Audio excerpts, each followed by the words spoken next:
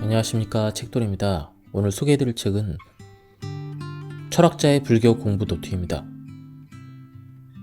저자는 지지앤스, 출판사는 불광 출판사입니다. 저자 소개를 간단하게 하겠습니다. 지지앤스, 미국 뉴욕 주립대학교 버팔로 캠퍼스에서 철학 박사 학위를 취득했다. 현재는 대만 화판대학교 철학과 교수 겸 불교 대학원장을 역임하고 있다. 그럼 바로 본문을 보도록 하겠습니다. 당신은 즐겁습니까? 당신은 어떻게 하면 삶을 재미있게 사는 것인지 아십니까? 비록 많은 사람들이 결코 즐거움을 인생의 가장 중요한 목표로 여기는 것은 아니지만 아마 즐거움이 중요하지 않다고 여기는 사람은 없을 것이다. 또한 세상 사람들은 보편적으로 사업이 성공하고 공을 세워서 이름을 날리면 이것이 행복하고 즐거운 인생이라고 생각한다.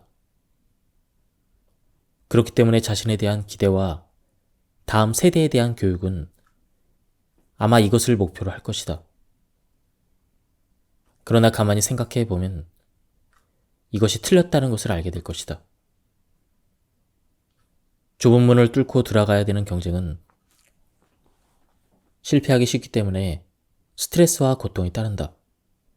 더 최악인 것은 설령 천신만고 끝에 목표를 달성해도 행복과 즐거움이 따라오는 것은 결코 아님을 알게 된다는 점이다.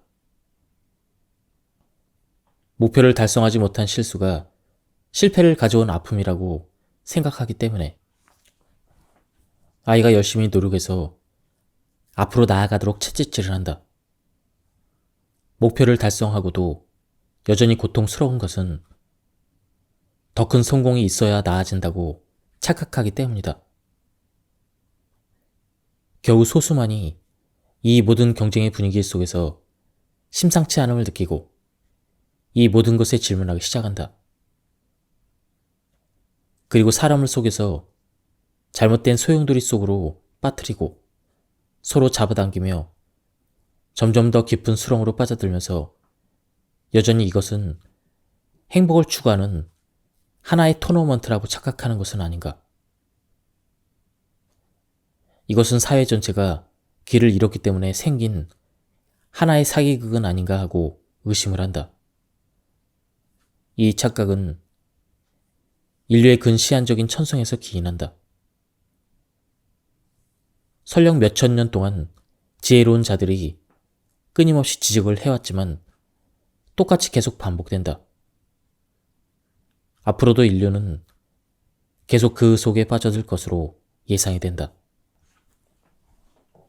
즐겁게 사는 사람들을 좀 더 자세히 관찰해보면 즐거움이 결코 외적인 조건에 얽매여 있는 것이 아님을 알 수가 있다.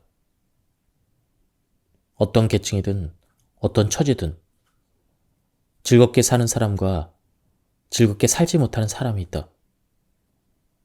즐겁게 사는 사람이 되려면 약간의 수완이 필요하고 또 조금의 지혜도 필요하다.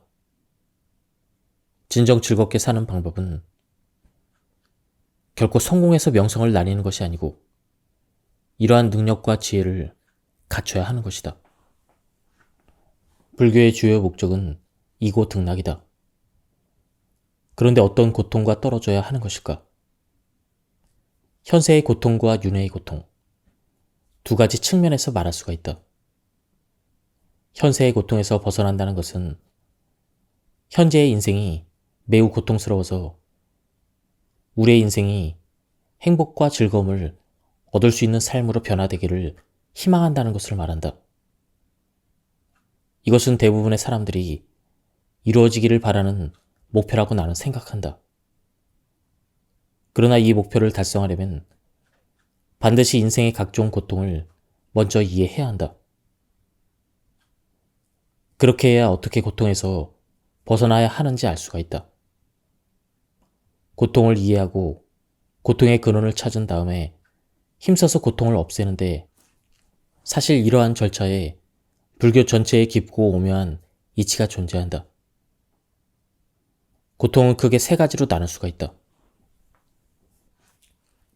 몸과 마음의 고통, 기쁨이 사라지는 고통, 집착하는 고통이다. 첫 번째, 몸과 마음의 고통은 일상에서 가장 익숙한 고통이다. 생리적인 치통, 두통, 혹은 심리적인 시련, 혈연과의 이별의 고통은 모두 여기에 속한다. 사실 이러한 고통으로 말하자면 인생은 이미 대체로 즐거움보다는 고통이 더 많다고 할 수가 있다. 두 번째, 기쁨이 사라지는 고통은 즐거움에서 오는 것이기 때문에 다루기도 어렵고 피하기도 힘든 고통의 유형이다. 모든 즐거움은 점점 줄어들다가 결국에는 사라진다. 예컨대 첫 번째 시합에서 우승을 했을 때는 대단히 기뻐한다. 그러나 두 번째 우승했을 때는 기쁨이 곧 줄어든다. 이후 기쁨이 갈수록 줄어들 뿐 아니라 스트레스를 받게 되고 또 우승하지 못하면 고통스러운 처지가 되어버린다. 시험에 줄곧 1등을 차지하던 학생이 시간이 오래 지나면 더 이상 즐겁지 않고 오히려 1등을 하지 못할 것 같은 두려움에 가득 차는 것과 마찬가지다. 생활에서 가장 흔히 볼 수 있는 예는 돈이 주는 즐거움이다. 돈을 버는 것은 즐거운 일이다. 부를 쌓으면 미래에 대한 안도감이 더욱 커진다. 하지만 이런 즐거움은 위험천만한 것이다. 이 재산들이 하루아침에 사라진다면 아예 한 푼도 없었을 때보다 더 큰 고통과 불안이 생길 것이다. 장기간 이득을 보고 있던 주식이 하루아침에 폭락하면 혹은 고급차 한 대를 사고 매우 좋아했는데 차가 긁히면 아픔이 생기는 것처럼 말이다. 마지막으로 집착하는 고통은 깨닫지 못해서 생기는 고통에 속한다. 아직 깨우치지 못해서 진상을 똑똑히 볼 수 없기 때문에 전혀 존재하지 않거나 중요하지 않은 일에 집착하여 고통을 초래하는 것이다. 이러한 고통은 상당히 설명하기 어렵다. 이해하기는 힘들지만 불교의 가장 핵심적인 관점이다. 그리고 이 고통만 해결된다면 앞에 두 가지 고통도 쉽게 풀릴 것이다. 예를 들면 계속 1등을 하는 공부벌레가 1등에 아예 집착하지 않는다면 스트레스도 없을 것이고 1등을 하지 못해도 2등이 된 즐거움을 누릴 수가 있을 것이다. 이러한 상황에서 기쁨이 사라지면 고통도 함께 없어진다. 그리고 깊이 뿌리 박힌 집착을 뽑아버렸다면 몸과 마음의 고통도 없앨 수가 있다. 그렇기 때문에 불교는 이고 등락의 초점을 집착의 고통을 제거하는 데 두고 있다. 집착으로 인한 고통을 철저히 뿌리 뽑는 것은 쉽지 않다. 왜냐하면 사람들은 흔히 집착에 빠지고도 알아채지 못하기 때문이다. 심지어는 고통 자체조차도 알아채지 못한다. 고통을 알아채지 못한다는 이 표현은 마치 감각이 없는 고통이라는 말과 마찬가지로 매우 의아하게 들린다. 느낌이 없으면 고통이 없는 걸까? 사실 느낌이 없는 것이 아니라 느껴도 알아채지 못하는 것이다. 사실 많은 사람들이 스트레스 속에 살면서 그것에 익숙해지면 심지어 자신이 어떤 스트레스가 있는지 모르고 스트레스가 몸을 망칠 때가 돼서야 비로소 상황이 심상치 않다는 것을 알게 되는 것처럼 말이다. 때로는 많은 느낌이 마음속에서 뒤섞여 혼란스러워진다. 그렇다고 이 혼란의 근원들을 반드시 발견할 수 있는 것도 아니다. 이러한 경우 반드시 마음속을 돌이켜보면 먼저 마음을 가라앉히고 잠시 물러선 다음에야 볼 수가 있다. 그러나 마음속을 돌이켜보는 일은 결코 쉽지 않다. 어느 정도 깊이까지 들어갈 수 있는지는 더 봐야 한다. 이것은 불교의 중요한 점 가운데 하나이다.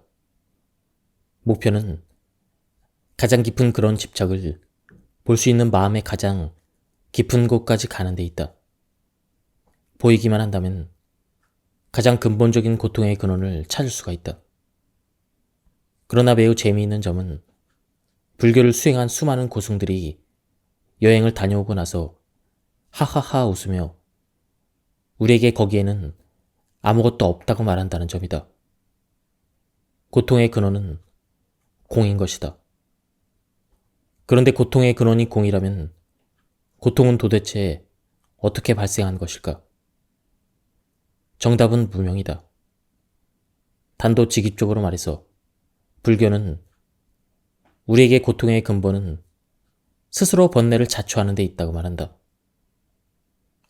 그러나 고통 속에 빠져있는 사람은 자기 스스로 자초한 번뇌에 빠져있다는 것을 깨닫지 못한다. 그렇기 때문에 불교의 이러한 말에 동의하지 않는다. 하지만 이것이 바로 미혹된 자와 깨달은 자의 차이이다. 불교를 공부하는 목적은 깨달은 자가 되는 데 있다. 깨달음 뒤에는 모든 고통이 사실 스스로 자초한 번뇌일 뿐임을 알게 된다. 우리가 세상을 보는 방법은 완전히 잘못된 것이다. 그런데 이러한 잘못이 인생의 각종 고통을 야기한다. 우리는 이러한 착오 속에 습관적으로 빠져 있으면서 자각하기 어렵기 때문에 잘못된 세상에 대한 떨쳐버릴 수 없는 집착이 생기고 점점 더 깊이 빠져들게 된다. 예를 들어 우리가 어떤 동굴 안에 갇혀 있는데 동굴 밖에 있는 사람들이 돌과 칼, 도끼를 들고 있고 심지어 수류탄을 동굴 안으로 던질 준비를 하고 있다고 상상해보자. 이러한 상황이 우리를 두렵게 만들어 계속 피하려고 해도 감히 밖으로 나오지 못한다. 그러나 동굴 안에는 다른 출구가 없다. 피할 곳도 도망갈 곳도 없어 벗어날 수 없는 공경에 빠진 것이다. 시간이 한참 지나서 우리는 이러한 공포에 익숙해지면 고통 속에서 즐거움을 찾을 수밖에 없다. 그러나 이것들은 모두 허상이다. 이러한 공포 속에서 벗어나려면 참모습을 보기만 하면 된다고 불교에서는 말하고 있다. 그러던 어느 날 우리의 지혜가 갑자기 깨어나서 동굴 밖에 있는 사람들이 들고 있는 돌과 칼, 이러한 것들이 모두 빵으로 만든 것임을 알게 되면 이때 마침내 모든 위험이 사실은 허상뿐임을 알게 된다. 이때 우리는 두려움에서 벗어나 동굴 밖으로 나오든 계속 동굴 안에 머물든 자유자재로 행하게 된다. 이러한 해탈이 곧 이고 등락이다. 머리가 아플 때 고통에서 벗어나는 가장 간단한 방법은 진통제를 먹는 것이다. 어떤 고통도 없지만 매우 따분하다고 느껴진다면 즐거움을 얻는 가장 간단한 방법은 온라인 게임을 하는 것이다. 이것이 현대인에게 볼 수 있는 생활 형태이다. 그러나 안타깝게도 생명은 결코 단순하지 않다. 모두 그렇게 편하게 지낼 수는 없다는 것이다. 생활하면서 경쟁하는 스트레스, 업무 스트레스, 경제적인 스트레스, 질병에 대한 스트레스, 심지어 죽음에 대한 스트레스 등과 같은 많은 스트레스를 받을 수가 있다. 이러한 스트레스는 대부분 쉽게 해소되지 않는다. 그런데 해소되지 못하면 고통이 따른다. 스트레스 외에도 또 욕망이 있다. 마음의 측면이든 물질적인 측면이든 욕망이 채워지지 않는 것도 고통이다. 이것이 불교에서 말하는 첫 번째 고통인 몸과 마음의 고통이다. 사람들은 고통에서 벗어날 수 없을 때 각종 쾌락을 추구하며 고통을 등한시한다. 그런데 불교의 고승들은 욕망을 충족시키고 즐거움을 추구하는 방법으로는 진정한 이고 등락을 할 수 없다는 것을 깨달았다. 왜냐하면 고통을 등한시한다는 것은 한순간의 효과가 있을 뿐 진정으로 고통을 해소할 수 없다. 고통은 계속 끊임없이 엄습해 오기 때문이다. 그리고 한순간의 즐거움은 오래 갈 수 없고 권태로워지고 재미가 없어지며 심지어는 삶의 의미도 없는 허무감이 떠올라 진정으로 이고 등락할 수가 없다. 이것이 불교에서 말하는 두 번째 고통인 즐거움이 사라지는 고통이다.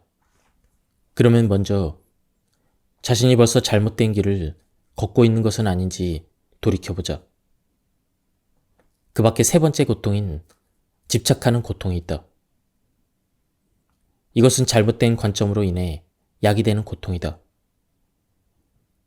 이것은 사람을 고통의 깊은 늪으로 더욱 쉽게 빠져들게 해서 헤어나기 어렵게 한다. 고승들은 마침내 어떤 고통에 관한 것이든 이고 등락을 하려면 반드시 수행을 해야 된다는 것을 발견했다. 수행은 자신을 변화시키고 지혜를 향상시키고 염원을 바뀌게 한다. 이러한 변화는 크게 다음과 같은 두 부분으로 나눌 수가 있다. 첫 번째는 지혜로부터 시작하는 것이다. 불교는 고통의 주된 근원 가운데 하나가 잘못된 지식이나 잘못된 사고에서 나온다고 본다. 지성적인 문제만 해결된다면 상당히 많은 정도의 고통이 풀리는 것이나 다름없다. 두 번째는 수행부터 하는 것이다. 즉, 실천에 의해서 자신을 변화시키는 것이다. 화판대학 이사장인 비군이 오간 법사와 이야기를 나눌 기회가 있었다. 스님은 당신이 탐욕, 분노, 어리석음에 대해서 체득해서 깨달은 경험에 대한 이야기를 들려주었다. 홀로 좌선을 하고 있었는데 내면의 수행이 진전되는 기쁨을 느끼던 바로 그때 개미 한 마리가 소리 없이 탁자 위에 나타나서 천천히 이동을 하며 스님의 마음세계를 어지럽혔다. 늘 깨끗한 것을 좋아하는 스님은 자기도 모르게 소매를 흔들어서 작은 개미를 털어내려고 했다. 이 순간 스님은 탐욕, 분노, 어리석음의 본 모습을 보았다. 그곳은 이미 충분히 깨끗했다. 개미 한 마리를 용납하지 못하는 것은 욕심이다. 그 개미가 만든 조그마한 흠에 신락 같은 화가 느껴지는 것은 분노이다. 완벽한 청결에 대한 아집은 어리석음이다. 이 이야기를 듣고 원래 사람들의 마음과 생각이 처음 막 움직일 때 이미 탐욕과 분노, 그리고 어리석음에 떨어진다는 것을 나는 그제야 알게 되었다. 이러한 생각들은 대부분 마음속의 깊은 곳에 숨어 있어서 알아채기가 어렵다. 깨닫게 되었을 때는 이미 고통이 치서한 상태이다.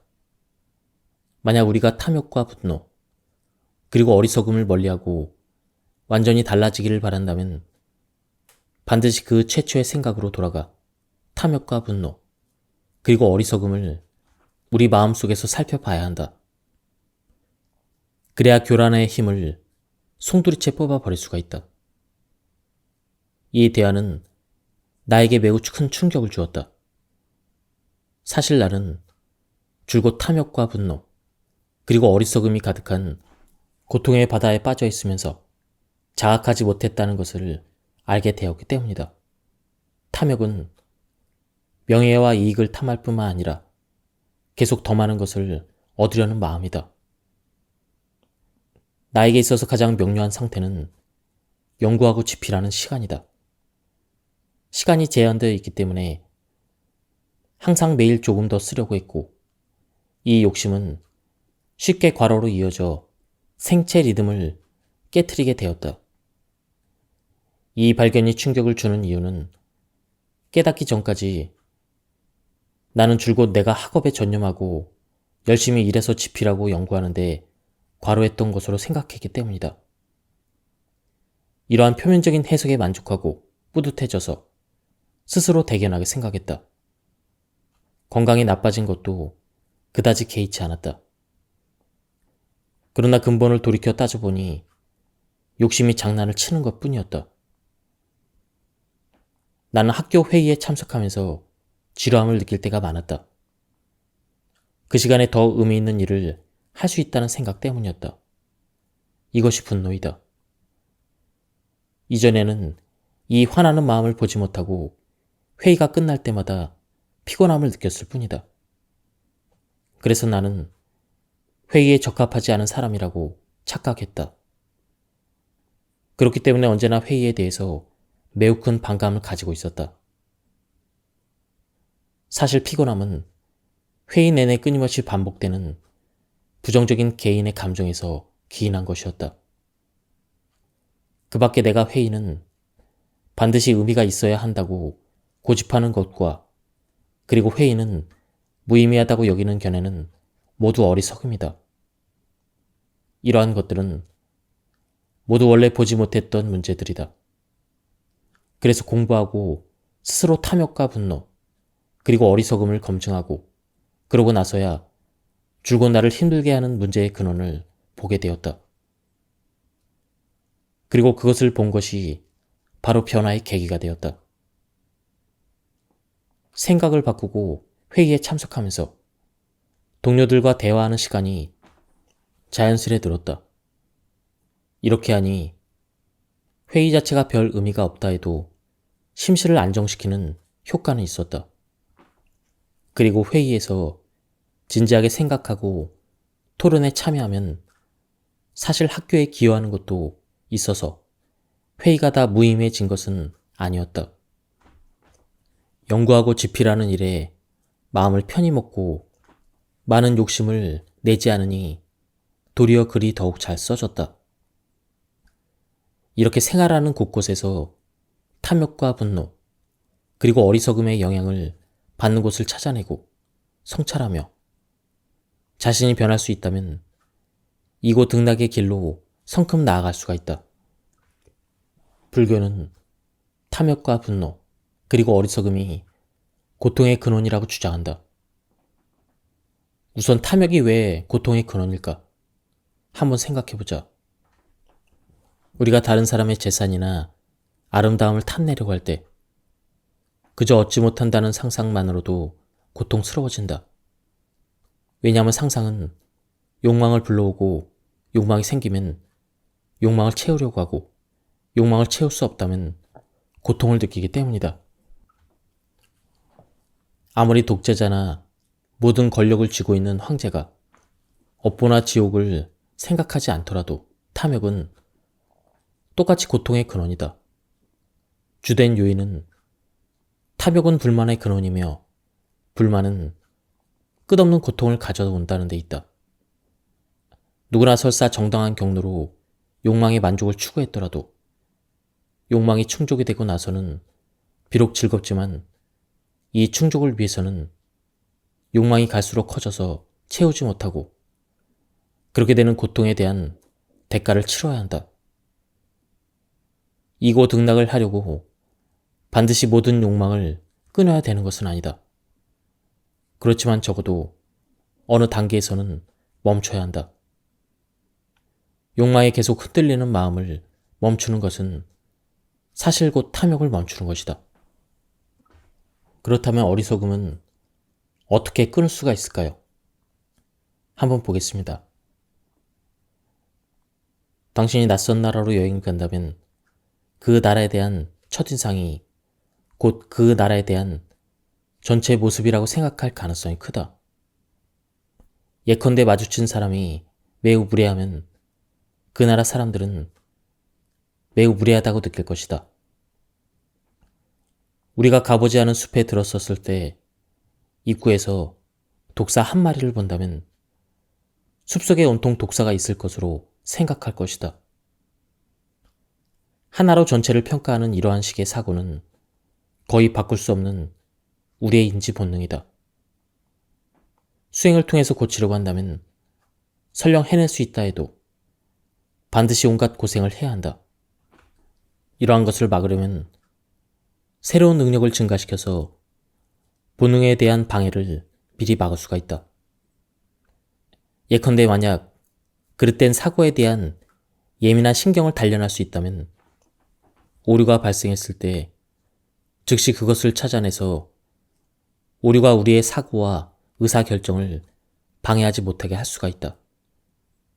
이렇게 하면 오류로 인한 고통을 상당히 차단할 수가 있다.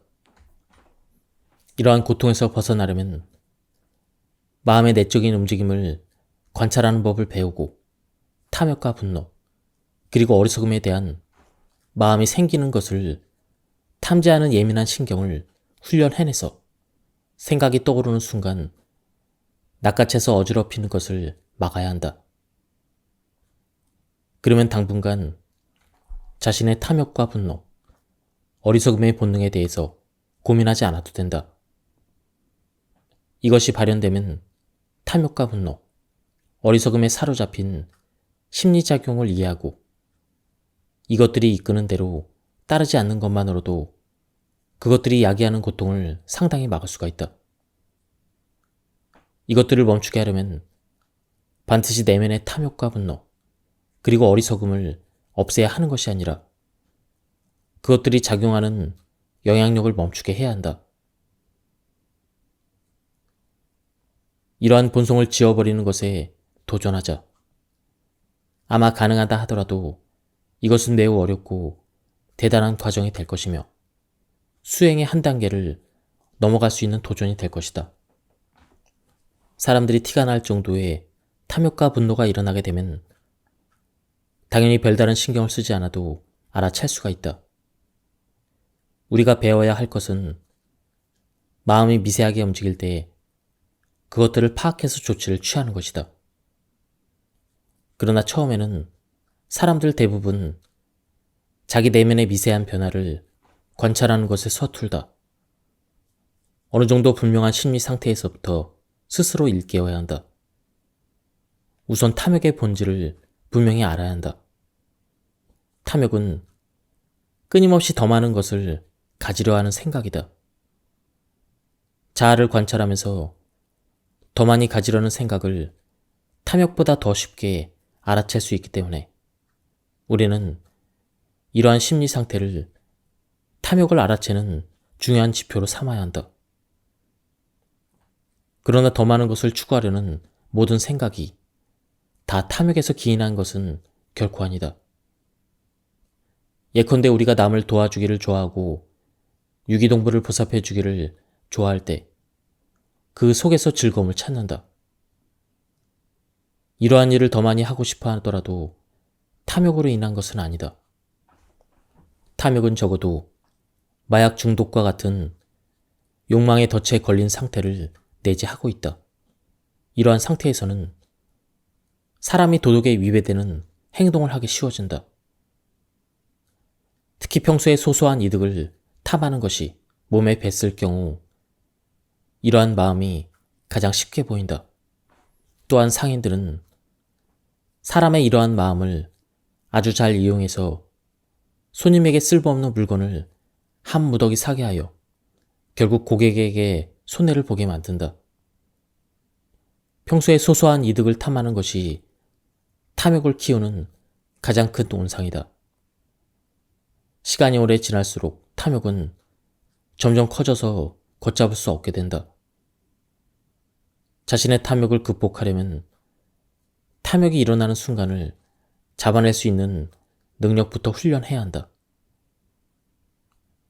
처음에는 정확하게 탐욕을 알아채기는 어렵겠지만 줄곧 더 많은 것을 가지려고 하는 마음을 꽤 쉽게 잡아낼 수 있을 것이다. 그래서 먼저 이러한 생각을 차단하고 그러고 나서 다시 탐욕인지 아닌지를 자세히 판단할 수가 있다. 그러면 생활하면서 계속 더 많은 것을 가지려고 하는 이러한 생각이 언제 나오는 것일까? 이미 가지고 있는 것에 대해서 스스로 만족하지 못하고 더 많은 것을 얻고 싶은 심리 상태를 알게 되었을 때 탐욕의 작용이 아닌지 유념해야 한다. 자신이 더 많이 소유하고 싶어하는 것을 알게 될 때 반드시 경각심을 가지고 내면의 마약 중독과 같은 욕망의 덫에 걸린 것은 아닌지 돌아봐야 한다. 나아가 이 생각이 우리를 공평하지 않고 정의롭지 못한 행동을 하도록 이끄는 것은 아닌지 돌아봐야 한다.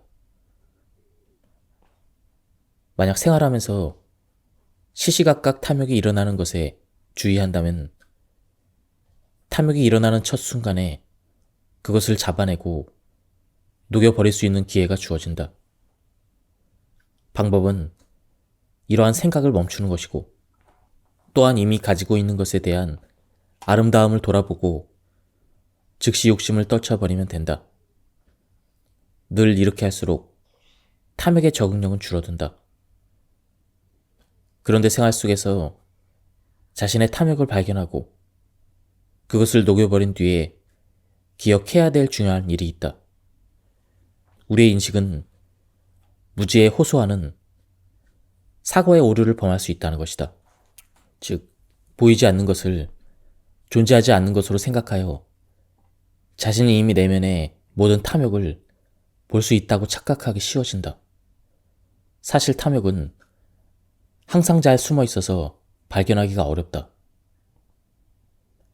예컨대 살다 보면 겉으로는 좋은 일처럼 보이지만 이면의 동기는 탐욕에서 나오는 것이 많이 있다. 이러한 탐욕은 발견하기 매우 어렵다. 많은 연구자들이 더 많은 논문을 발표하기 위해 밤낮 없이 노력하는 것처럼 겉으로 보기에는 자신의 일에 온 힘을 다하는 것 같기도 하고 세상 사람들을 행복하게 하는 것 같기도 하다. 그러나 내면의 동기는 명예와 이익을 탐하고 있을 수도 있다. 이런 상황에서는 과로로 인한 질병이 생기기 쉬울 뿐만 아니라 논문을 조작하는 행위도 저지르기 쉬워진다. 실험을 하는 목적이 단순히 연구와 세상 사람들을 행복하게 하는 데 있다면 분명히 조작하지 않을 것이다. 왜냐하면 조작은 무의미한 것이기 때문이다. 그저 온갖 어려운 문제를 어떻게 극복해야 할지만 생각할 것이다. 그러나 진정한 내면은 명예와 이익을 추구하는 것이라면 나쁜 길로 빠져들어 발을 한번 잘못 내디딘 것으로 패가망신할 위험을 초래하기 쉬워진다. 만약 처음부터 이 탐욕의 힘을 발견하고 따르지 않을 수 있다면 잘못된 길로 빠져들 잠재적 위험을 줄일 수가 있다. 물론 명예와 권력을 적극적으로 추진한다고 해도 이 모든 것이 반드시 탐욕에서 나오는 것은 아니다. 예를 들어 월급이 쓰기에 현저히 부족해서 더 많기를 바라는 것이 꼭 탐욕스러운 것은 아니다. 쓰기에 부족한 이것이 도대체 어떻게 쓰기에 부족한지 살펴봐야 한다. 만약 어떤 것을 탐내기 때문에 쓰기에 부족하다면 그것은 마찬가지로 탐욕이다. 하지만 만약 돈이 필요한 이유가 생활을 위해서이거나 이념을 위해서이거나 혹은 더 의미 있는 다른 일을 위한 것이라면 이것은 탐욕이 아닐 가능성이 높다. 우리가 계속 더 많은 것을 바라는 생각을 한다면 다음과 같은 두 가지 기준을 적용해보고 그것이 정말 탐욕인지 아닌지 판단해 볼 수가 있다. 첫째, 부적절한 방법으로 추구하려는 것인가? 둘째, 추구할 때 부정적인 느낌이 일어나지 않는가? 이런 느낌이 있다면 그건 탐욕이다. 이게 바로 탐욕의 특징이다. 어떤 물건을 탐할 때 보통 정당하지 않은 방법으로 얻으려고 하고 또 얻을 수가 없다면 상실감 같은 부정적인 감정이 생길 수가 있다. 한 번에 이 두 가지가 모두 없다면 더 많은 것을 추구하려는 이러한 마음가짐은 그나마 탐욕에 해당되지 않는다. 그렇지 않다면 탐욕에서 비롯된 동기일 수도 있다. 만약 탐욕에 이끌려 정당하지 못한 방법으로 무언가를 추구하면 자신과 남에게 해를 끼치고 위험한 경지에 처할 수도 있다. 탐욕에 의해서 무언가를 추구하는 경우 그것을 얻지 못하든 간에 영원히 진정으로 만족할 수가 없다. 또한 탐욕에 단단히 사로잡힌 상태는 그 자체가 고통이다. 지혜롭게 관찰하여 자신의 탐욕을 분명히 살피면 그것이 고통의 근원임을 이해하게 되며 탐욕에 복종하는 원동력을 멈추게 하면 평온한 내면의 세계로 돌아가게 된다. 자신에게 분노의 마음이 일어나는 것을 알아챘다면 어떻게 극복해야 할까? 분노의 마음을 극복하는 것은 대략 2가지 방면에서 시작할 수가 있다. 첫째, 지혜를 향상시키는 것이다. 화내는 이면에는 보통 이유가 있는데 어떤 이유이든 불교에서 해석하기는 모두 물거품과 같은 환상이다. 다시 말해서 모두 일종의 집착인 것이다. 관념적인 집착을 내려놓기만 하면 분노의 마음을 가라앉힐 수가 있다. 이 부분은 지혜가 성장하는 것에 해당한다. 불교를 수행함에 따라 지혜를 향상시키면 점차 효과를 얻을 수가 있다. 자신의 어린 시절을 생각해보자. 낮잠 시간에 옆 짝꿍의 팔꿈치가 책상 중앙선을 넘어오면 엄청 화가 났던 것처럼 어떤 일에 대단히 신경을 썼을 것이다. 그러나 어른이 되고 나서 돌아보면 그러한 마음이 가소롭게 여겨질 것이다. 이러한 것들이 모두 지혜가 향상된 것이다. 이러한 성장 궤적을 계속 따라가기만 하면 화내는 일은 갈수록 줄어든다. 다시 말해서 성장하면서 지혜는 삶의 이력에 따라 향상될 것이다. 화내는 이면에는 항상 일종의 집착, 즉 자신이 반드시 옳다고 생각하는 것이 있다. 그런데 문제는 자신이 반드시 정확하다고 생각하는 것이 실제로는 일종의 무지의 표현이라는 점이다. 따라서 무지가 화를 초래한다는 말은 실제로 지당한 명언이다. 우리가 조금만 더 지혜로워지면 자신이 반드시 정확하다고 확신하는 것이 사실 대단히 위험한 것임을 알 수가 있다.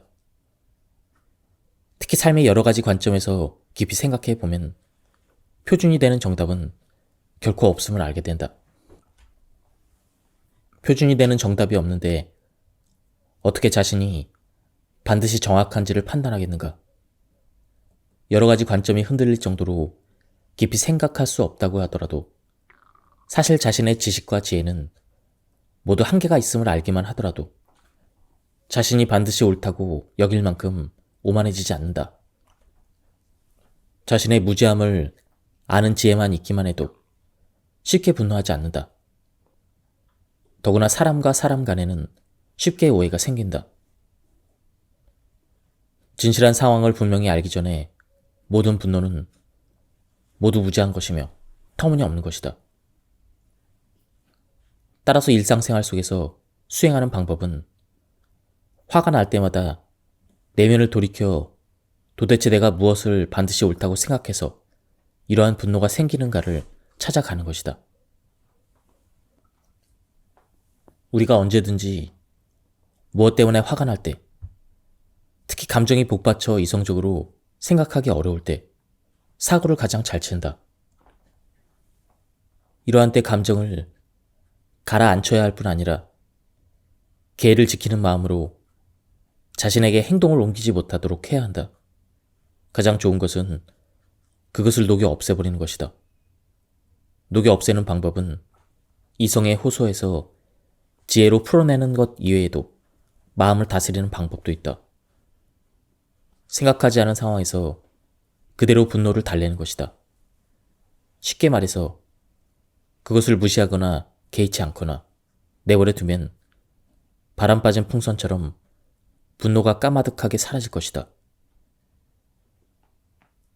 이러한 고요하게 머무는 능력은 언뜻 보기에 불가사의한 것 같지만 이론적으로 단련해낼 수 있는 능력이다. 불교 수행자는 평소 자선을 통해 잡념을 가라앉히고 심지어 선정에 이르는 공부를 연마할 수가 있다. 화가 났을 때는 어떤 것도 잠시 생각할 필요가 없다. 특히 누가 옳고 누가 그른지 생각하지 말아야 한다. 이 절차는 매우 중요하다. 특히 우리가 어떤 관념 속에서 빠져 있을 때 생각할수록 화나기가 쉬워진다. 그런데 생각하지 않으면 감정을 계속 자극하지 않을 수가 있다. 대개 화가 나면 혈관이 확장되고 심장 박동이 빨라지며 머리가 어지럽다. 하지만 화나게 하는 사고의 소용돌이에서 벗어나면 이런 생리적인 반응이 가라앉게 된다. 그리고 분노했던 심리 상태는 잠시 누그러진다. 생각 속에서 계속 분노를 복도두지 않는 한 생리적 반응은 저절로 가라앉을 것이다. 지금까지 이 책에 대한 리뷰를 모두 마쳤습니다. 이 책은 다소 어려울 수도 있는 불교를 굉장히 쉬운 언어로 일반인들이 이해하기 쉽게 풀어쓴 그런 책이었습니다. 실용적인 부분도 많이 있었습니다. 책을 한번 구해서 읽어보실 것을 추천드립니다. 여기서 리뷰를 마치도록 하겠습니다. 감사합니다.